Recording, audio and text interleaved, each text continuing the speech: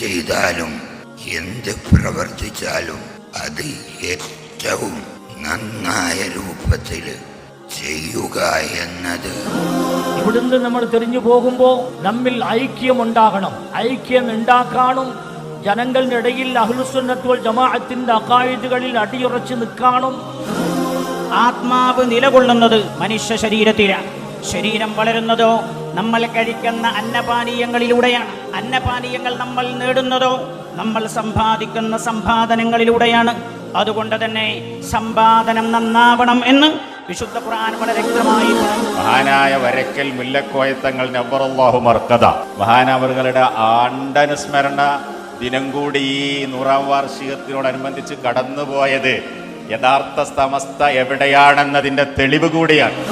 ഒരു പ്രത്യേക തരത്തിൽ ഐക്യസംഘം എന്ന പേരിൽ 1920കളിൽ കടന്നുവന്ന വഹാബി ആശയത്തിനെതിരായി വളരെ കൃത്യമായി നമ്മുടെ പാരമ്പര്യത്തെ ഉറപ്പിച്ചു നിർത്തുകയും അഹ്ലുസുന്നത്തി വൽ ജമാഅയെ ഉറപ്പിക്കുകയും ചെയ്തുകൊണ്ടാണ് സമസ്ത കേരള ജംഇയ്യത്തുൽ ഉലമ ആവിർഭാവം ചെയ്തത്.